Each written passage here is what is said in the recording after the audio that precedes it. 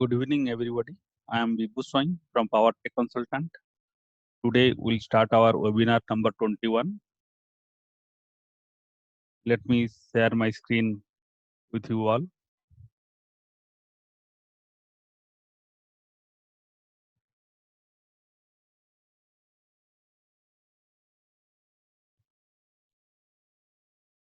Yes, webinar number 21.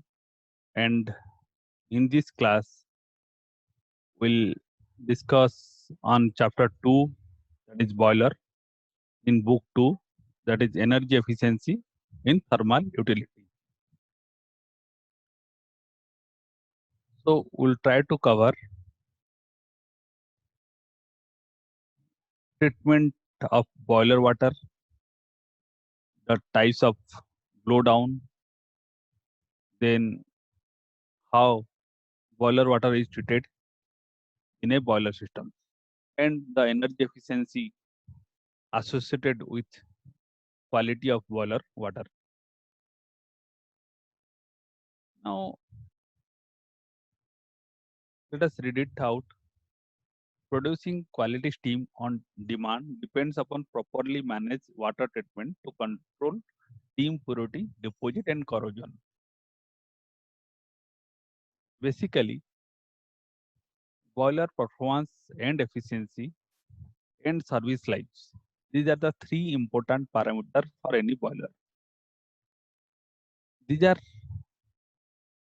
also dependent and on the feed water used in boiler.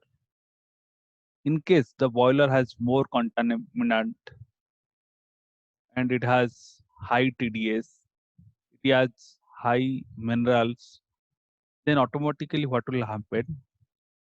These contaminants will form scales in the boiler. What has happened? Particularly, there are a lot of solids which are dissolved in water at normal room temperature and normal pressures. When the water is heated, these soluble components becomes particulate solid. That means they come out from the solutions in forms of crystalline solid or amorphous particles. Now, when the concentrations, now water is going out, steam is going out, but these impurities or the totally dissolved solids, the concentrations day by day increases in the boiler. Now, when the solubility of specific component exceeds, what will happen? The scale or deposit will be formed inside the boiler cell. Now, these scales or deposit is basically are heat insulator. They behave like heat insulator. That means they don't allow heat to easily pass through them. So, inside the boiler, a scale has been formed or a deposit has been formed, which does not allow the outside external heat of the furnace being transferred to the water which he is carrying. So some hotspot is formed. So in the water tube boiler particularly, in one side the heat is applied, but heat is not getting transferred. The other side is remain in cold conditions. So due to prolonged heating, the metal temperature of the pipe increases, and due to which boiler tube failure occurs. So you might have heard, those who are working in industries, that boiler tube failure has happened. It is mainly because of the water quality is the main culprit in boiler tube failure. Sometimes also these scales or deposit are corrosive in nature, and they also corrode the boiler parts as well as boiler tubes, due to which also boiler tube fails. And this all has resulted in boiler life reductions. And Since these are not good conductor of heat, therefore the heat transfer gets affected. All the heat of the coal or the fuel is not getting properly transferred to the water systems, due to which it results in inefficiency. So we understand now quality of water is particularly very important because we require pure steam without major deposits or without major corrosion. Therefore, to increase the boiler performance efficiency service life, we have to select proper feed water. You have to control the quality of feed water. Then only your boiler life will be good. Now, how it can be done? One is deposit control. Now, deposit in the boiler are formed due to hardness contaminations of feed water or corrosion product from the condensate feed water system. So there are due to two issues, the deposits in the boiler happened or occurred. One is in the feed water, the hardness is there. It is not a soft water, it is a hard water. And so one reason is hardness contaminations, and another one is condensate and feed water, which is coming from the internal system to boilers. It might have got some corrosion products. Now, hardness contaminations happen due to deficient softener systems. In all the power plant or in all industrial process where water heating is there, we use softening plant or DM plant. So in case the softening plant or DM plant is not proper, then hardness contaminations will happen. Hardness contamination of feed water will happen. Now, deposit and corrosion result in energy losses because it does not allow proper heat transfer. It also increases boiler tube failure. It also increases the inability of the boiler to produce quality steam. So because of this insulation, slow heat transfer,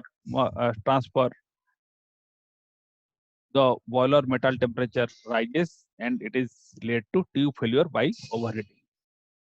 So all this, if the water quality is not good, it is an inefficient systems and boiler life reduces due to tube failure of boiler or due to corrosion happened to the boiler cell due to the hardness contaminations of feed water.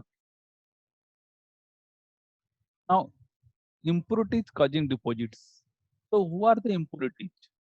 Which causes deposits? Which causes scales in the boiler? So, there are basically salt of calcium and magnesium. So, these are known as hardness salts. These are basically nothing but minerals.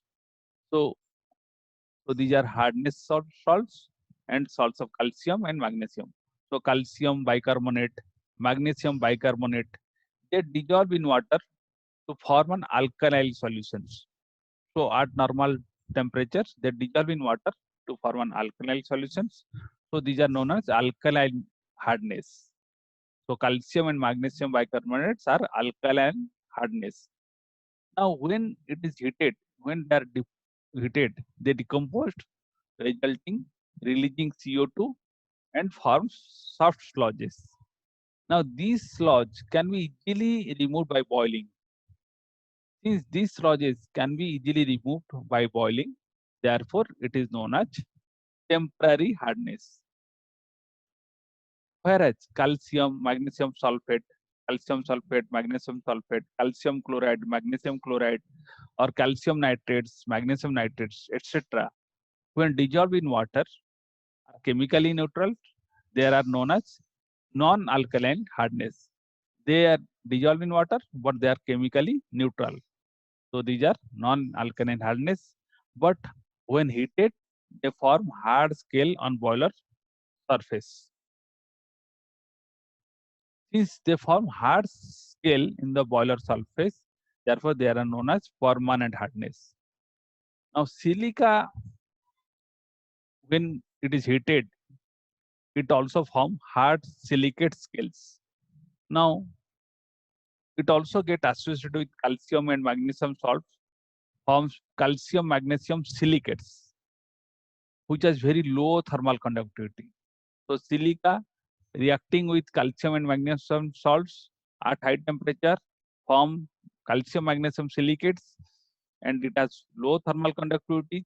It also forms deposit on steam turbine blade because silica has a tendency to flow out, being carried over either in droplets in waters or in steam or in volatile forms to the boiler, to the steam turbine blades, and affect the performance and life of the whole systems.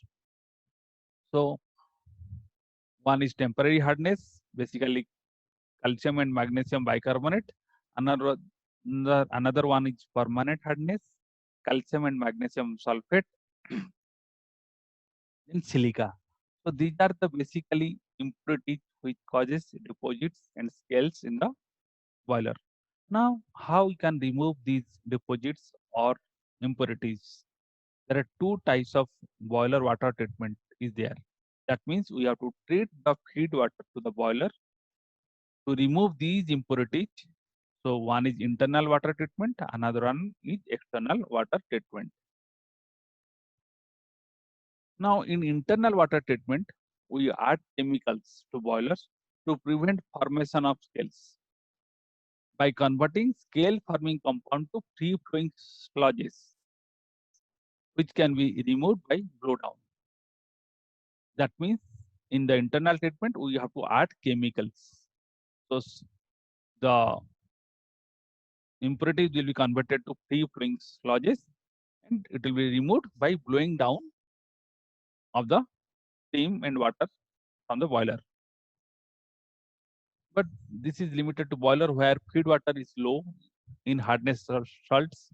Where the hardness is not very high, this method can be used, or low pressure high TDS content in boiler water is tolerated if you can content high TDS, because though it is forming uh, because chemical is added and it prevents formation of scales, but that impurities remains in the boiler water due to which high TDS content happens. Now, if only small quantity of water is required to be treated, then this method is useful. Why? Because if high quantum of water is used, then you require very high rate of blowdown. High rate of blowdown means it is transferred the water, the high temperature, pressure, steam, and water is released to remove those scales, to remove those sludges, to remove those impurities. So, if high rate of blowdown is applied, then there will be energy loss. So it will be an uneconomical from heat and water loss point of view as far as internal water treatment is concerned. So internal water treatment is applied for smaller size boiler. Now different water require different chemical. So sodium carbonate, sodium aluminate, sodium phosphate, sodium sulfide, compounds of vegetable and inorganic or organic origin are used as chemicals for internal water treatment. Now, what do we mean by external water treatment? Now, in external water treatment, the suspended solids are removed or dissolved solids are removed, particularly calcium and magnesium ions, and the gases are also removed. So, oxygen and carbon dioxide can be removed, suspended solid can be removed, dissolved solid. What are those? Calcium and magnesium ion based salts can be removed. Now, there are three types of external water treatment. They are basically one is ion exchange, or then another one is demineralizations, another one is reverse osmosis and deaerations. So these are the types of external water treatment Now, in external water treatment, what we exactly do? We first remove the suspended solids and color from the raw water through aerator or through pacifying through a clarificator. So first the suspended solids and color is removed from raw water so that these they may not hold the resins used in subsequent treatment sections, because the solid and color may affect or may react with the resins as well. Where resin is used? Resin is used in DM plant. Now, what do you mean by ion exchange process?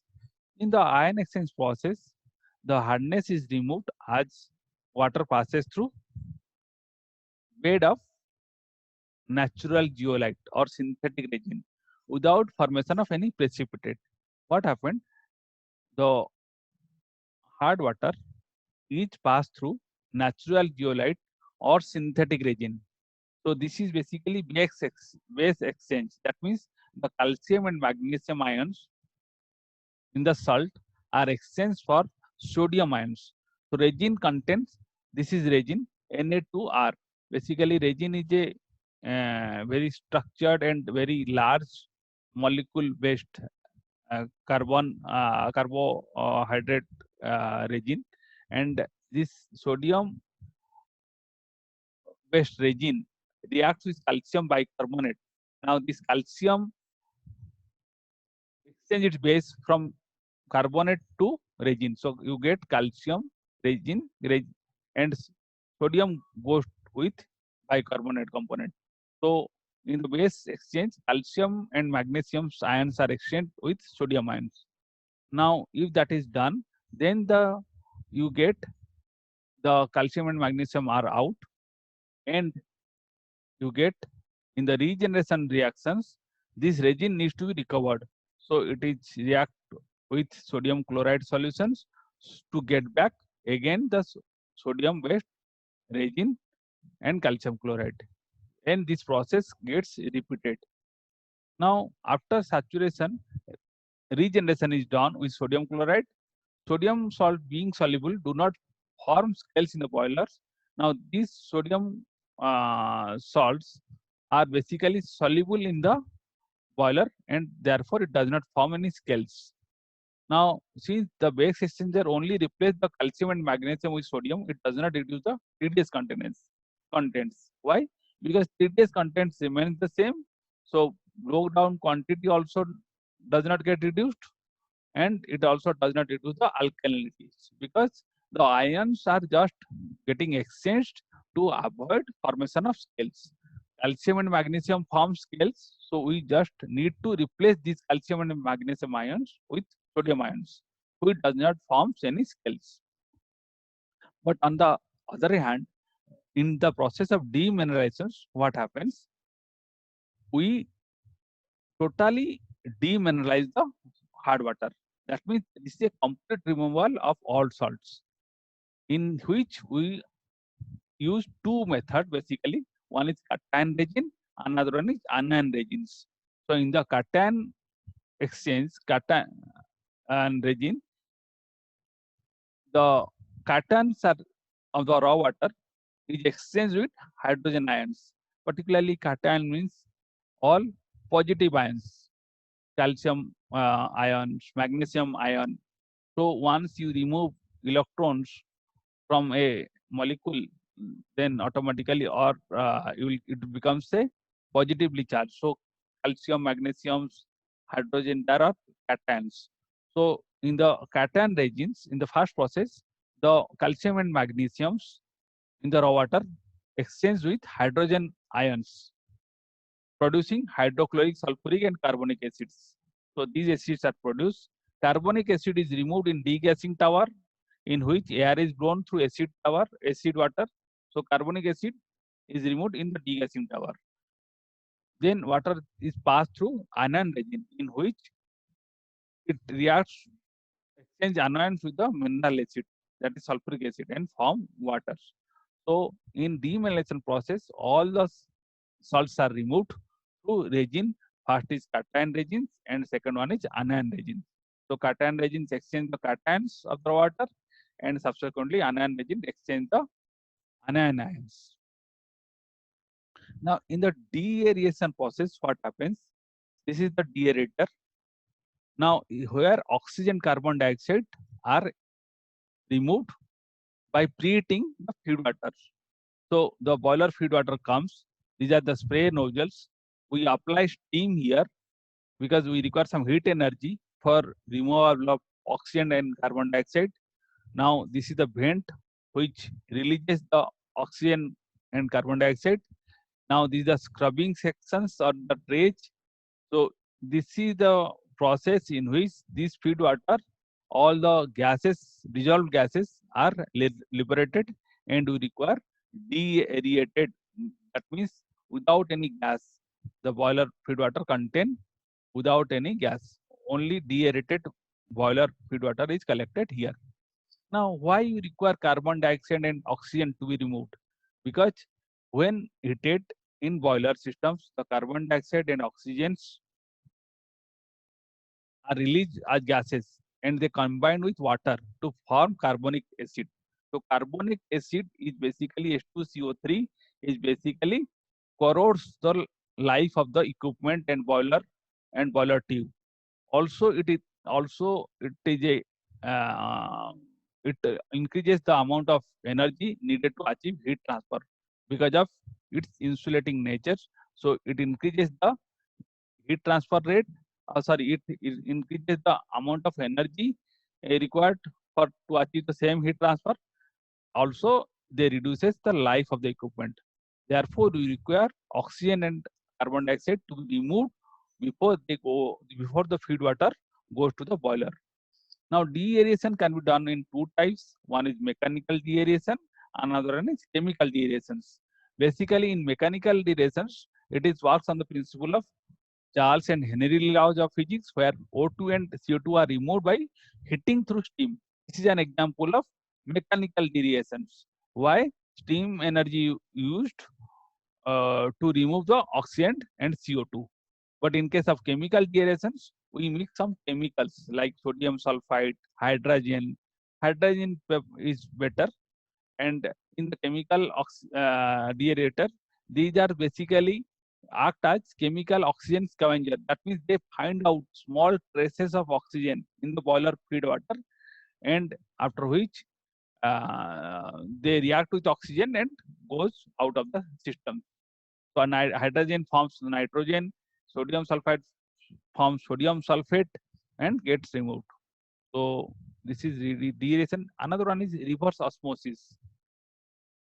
In the reverse osmosis, now just take an example of this is a semi-permeable membrane. Now here concentrated solution is here. Now this is a less concentrated solution. That means here the concentration of the salt is low, but in this fluid the concentration of the salt is high. Now if in osmosis process, what happens? The water from the less concentrated solutions goes towards more concentrated solutions, so that so as to dilute these more concentrated solutions. Because there is a semi-permeable membrane is there, so what happened? This water can easily flow, but the concentration cannot flow.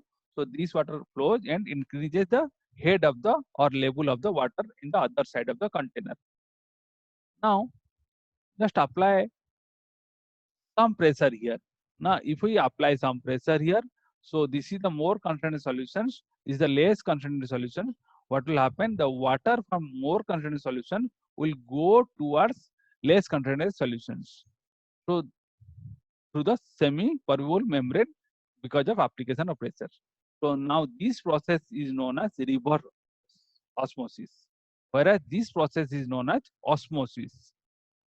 So, here we are applying pressure, therefore the process gets reversed. Now, this principle of science is utilized in boiler for treatment of feed water. What happens? Just assume this is the more concentrated solutions and this is the fresh water which provides the feed water to the boiler. The feed water comes in pressure is applied. Now this is a more concentrated solution. Therefore, what happens? Reverse osmosis process occurred.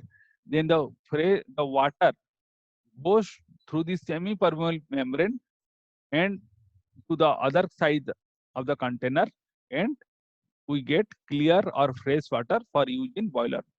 But there is an increase in concentration of the feed water in the other chamber, which is taken out as concentrated flow in the exit.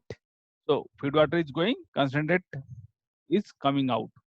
So here, if 100% feed water is going, 20% concentrate flow is coming, then 80% of the water goes as feed fresh water or without any less concentrated water for using the boiler. So this is known as reverse osmosis based treatment of water. Now here, this process is suitable for water with very high TDS such as sea water. Now quality of water produced depend upon concentration of the solution on the high pressure side and pressure differential across the membranes. Now these are the table. We have to remember these tables because as an auditor we should understand when you go for audit, we need to take water sample for the feed water. We need to take the condensate sample, that means the boiler water, to see whether TDS is very high. If TDS is very high in the boiler water, what we have to do? We have to apply water treatment. That means we have to put more focus on water treatment so that the TDS will come down. If TDS is very high, then what will happen? There will be energy loss. Boiler performance will not be better, and the boiler life will not be better. Now, particularly for 20 kg per cm square pressure based boiler, the TDS should be in the range of 3000 to 3500 ppm. Now, total iron should be 500 ppm. Specific electrical conductivity should be at 25 degrees centigrade, should be 1000 mho. Phosphate residual ppm will be 20 to 40 ppm. pH will be 10 to 10.5. Silica maximum will be 25. Now, just see here, as the pressure increases, this TDS has to go down. So, we require good quality boiler water for higher pressure or for higher size boiler operating at higher pressures. So, all these parameters reduces or has to reduce so that boiler performance will be better. Now, what do you mean by boiler blowdown? Now, when water is boiled, steam is generated. Any dissolved solids contained in the water remain in boiler. Now, these are soluble in water, as I told you. Now, due to increase in pressure and temperature, their concentration increases or scale is formed. Now, these solid encourages foaming, causes carryover water into steam. Now, these deposits, these salts particularly, when the concentration increases due to continuous operation of boiler, these deposit causes scale formation inside the boiler, resulting in localized overheating. That means the one side hot spot and other side is cold, so localized overheating occurs, metal temperature increases, and tube failure occurs. Therefore, you need to continue, you need to blow down these solids. That means blow down means remove this solid from the boiler systems. So blow down is a process where certain amount of volume of water is blown off and automatically replaced by feed water. So you replace some amount of hot water from the boiler drum and automatically replace same quantum with feed water.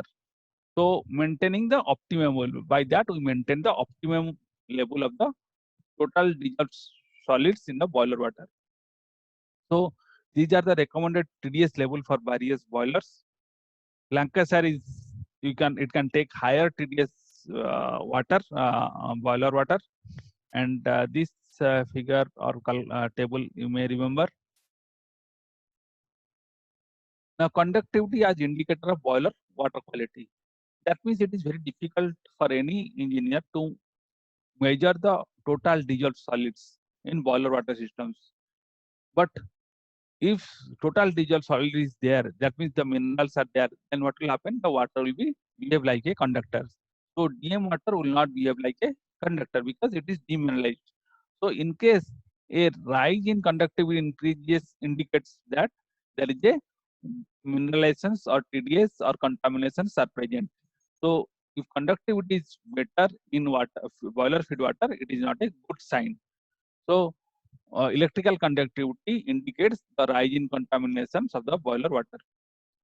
So to remove boiler contamination, to remove, control the TDS, to control the boiler electrical conductivity of the feed water, what you do? We do blow down. There are two types of blow down: intermittent blow down and continuous blow down. In intermittent blow down, what you do? We manually operate the valve fitted with large discharge pipes at the lowest point of the boiler cell. That means in the lowest point of the boiler cell, all the contaminants have got deposited. So for a small duration of time, we operate the large dia or large pipe so that the all the contaminants along with the boiler water goes out. Now in the intermittent blow down, large diameter pipeline is used for a shorter period of time. Now as a thumb rule, normally IBD, intermittent blow downs, is operated once in a shift for 2 minutes. But what happens in intermittent blow down, you require a large amount of feed water for a short durations. Why? Because you are removing this large volume of water for small time by operating that valve for a small time, for a small duration. We removing the large quantum of water through a large dia. Therefore, we require large feed water pump for IBD. And the in the IBD, what happens? The TDS level, water level keeps on varying, and there is a substantial energy loss is there. Why? Because once the TDS level goes up to certain level, then only we operate that valve to remove large portion of water. Therefore, the TDS level again, when you remove that large water, the water level goes down. So there is a fluctuation or variation in the TDS level and water level, due to which energy loss occurs. But in case of continuous blow down, what happens? You see, this is a small stream of concentrated boiler water. That means continuously we are removing small quantity of boiler feed water, but the quantum is very small, but duration is very large. There is a steady and constant inflow of feed water and constant and steady flow of concentrated boiler water from the boiler cell. Now, this ensures constant TDS, steam purity is also constant at given steam load, and the steam level or water level also remains constant. So, and there is no need for regular operator interventions for continuous blowdown. If a valve is kept open maybe at 50% or 20%, continuously some concentrated water, boiler water is going out the systems. So this is a figure of continuous blowdown. Just see, these are the three boilers. This is a continuous blowdown line, and these are the strainers, and it goes to a flash tank. Flash tank means for recovery, for making the system energy efficient, because these are high pressure and high temperature steam. If you continuously blow down, what will happen? There will be energy loss will be there, and along with water loss will be there. So you have to recover this water or the steam, DM water, as well as the heat energy associated with the steam. So whenever high pressure steam is released at a atmospheric pressure, what will happen? This water steam, high pressure, high temperature water is released. So because the pressure reduces, what will happen? A large amount of flash steam is generated, which is collected, and it goes to the feed water heater. This is a feed water heater in which makeup water is heated and supplied to the boiler.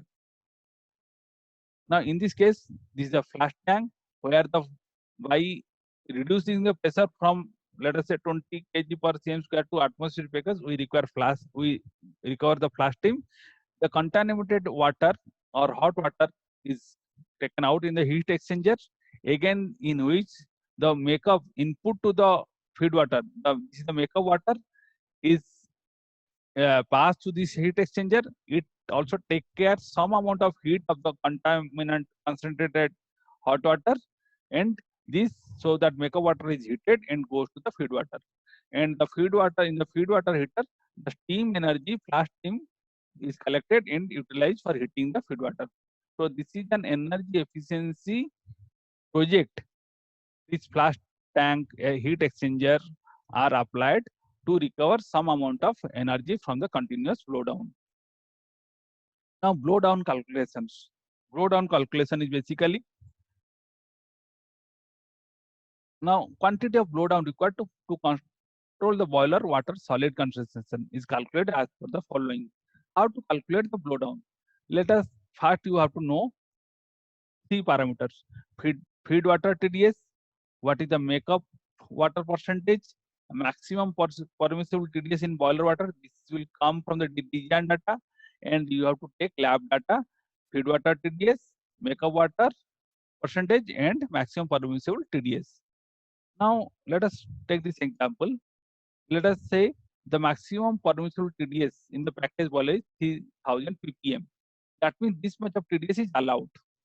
Now percentage of makeup water is 10%, but in the feed water TDS is 300.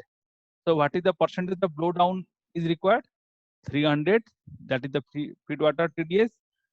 10% is the makeup. So 3000 minus 300, it becomes 1.11%. That means every time we have to release 1.11% of the steam produced to the blow down, through the blow down process. Now let us say evaporation rate is 3000 kg per hour. That means this is the boiler evaporation rate. Evaporation rate means in 1 hour 3000 kg of steam is produced. So what is the blow down required? 33.3 kg per hour. 3000 into 1.11. That means this much of steam or hot water plus steam has to be released from the system to blow down. You see, this amount also a good amount, and it also takes out the water and heat energy, for which we have employed flash tank and heat exchanger system to recover the heat energy and to recover some amount of water energy. So here through steam we are getting back some water, and through this heat exchanger we are getting the heat energy. Now what is the benefit of blow downs? Good boiler blow down control can significantly reduce treatment and operational cost. It also includes lower pre-treatment cost, because if you continuously blow down, then your water treatment cost will go down. Less makeup water consumption will be there, because that is the for continuous blow down you require lesser makeup water. Reduce maintenance downtime, increase boiler life, lower consumption of treatment of chemical requirement also will be less. So today in this class we have understood what is how boiler water quality affects boiler efficiency, performance, boiler service life, and what are the ways to treat boiler feed water, and what is blow down, what type of blow down, continuous blow down and intermittent blow downs. In the next class, we'll take up the other portion of boilers. With this, I conclude my webinar here. Good night.